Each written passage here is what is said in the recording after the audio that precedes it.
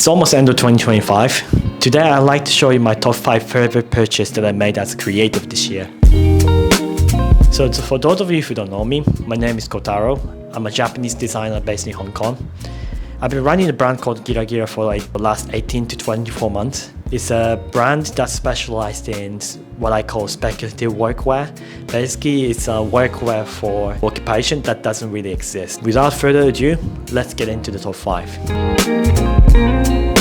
The first items that I want to show you is a vintage eBay find. Growing up in Japan, never better feeling than finding some gems on a thrift store or vintage stores. Been in Hong Kong for the last few years. It's not easy to find some sort of vintage store in a clothing store that they sell interesting items. I've started going to the online shopping, and this year I've tried out some of the purchases. So this is basically just a normal jumper from the Drispa Norton. The sizing fits perfectly, and it was relatively very cheap. It was like 120 USD or something, including the shopping to Hong Kong. I don't really go for like camel kind of color, and I like the kind of subtle chic kind of aesthetic from this V-neck double layer. The thing I want to show you is 2000s Levi silver tab, I think extra thick or something.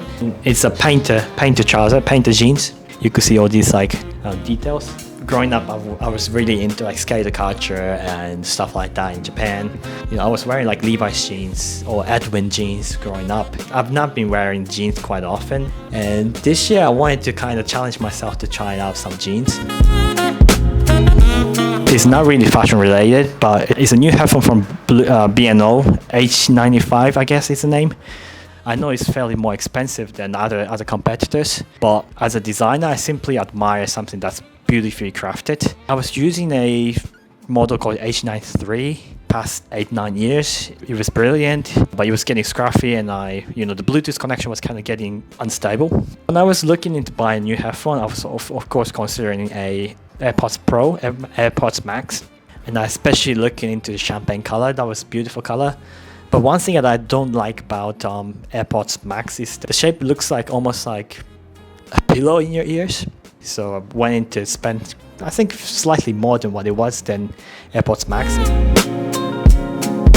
Whew, it's getting brighter. Item number 3 is again not fashion related, but also it's a bit more weird. The items that I bought from a vintage store, like vintage miscellaneous objects.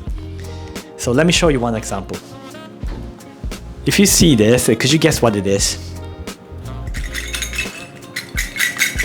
A bell, horse bell apparently, from northern area of Japan in 19th century. So it's almost 200 years old. So one day I was walking in the vintage market in Tokyo, and I stumbled upon this basically apparently this is used for some sort of festival in 19th century, and they attach this somehow to the horse, and the horse walks around the neighborhood just to celebrate some sort of event. I'm very attached to some object, and I take the best care of things. And these objects kind of tell the story and history of life that's before us. Ta-da! Birkenstock. It's like, oh, just a Birkenstock, and then the trend is over. Look at this texture. So if you could see it, this is not a normal Birkenstock. Yes, this is from Birkenstock company. It's not really horsehair, but it comes with this kind of hairy texture, and the barcodes are very much more premium than what it is. So apparently it's a new line, Birkenstock 1774, that they create a bit more premium line of Birkenstock. It was like 2 weeks ago, I was back in Japan again, and I was in a Dover Street Market, Ginza, and I saw this one in just sitting there, and I thought it's like such a beautiful shoes. When I checked price tag, I'm kind of like thinking, is that the right price tag? It costs you like more than 3 times probably the normal Birkenstock. So I was like very hesitant, even though I love the design, it fits perfectly to my wardrobe. I just went back to the store next day and I pulled the trigger. Since that, it's never left my feet. I've been wearing it maybe 50% of the day.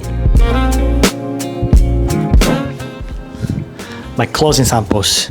I know that you might call me out to say I'm trying to promote my products. I'm not advocating to going to my website, going to check out and buy my clothing. You don't have to do that. Just hear me out. The reason I said it is because since I started my brand, I don't really buy clothes because I love my brand the most. It's basically the clothes that I want to wear every day. You go into a factory and you have a lot of samples and you tend to like it a lot that you wear it all the time. Especially for this summer, I was wearing the linen shirts. Now it's the same. Like, I love this hat a lot. It just comes with a kind of wool shearing. You could drip it down. Looks like this. And as well. Woo.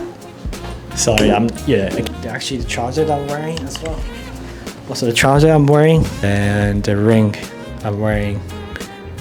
The reason I say it's number one is because I use it quite often. So again, like, I'm not trying to advocate for my brand and try to promote my own products, but it's just the nature of my profession where they tend to be the one that I love the most, obviously, and I wear it every day. Yeah, so that's it for this video. Like, thanks for watching. Hope you have a great end of the year 2025 and hope to see you soon in 2026.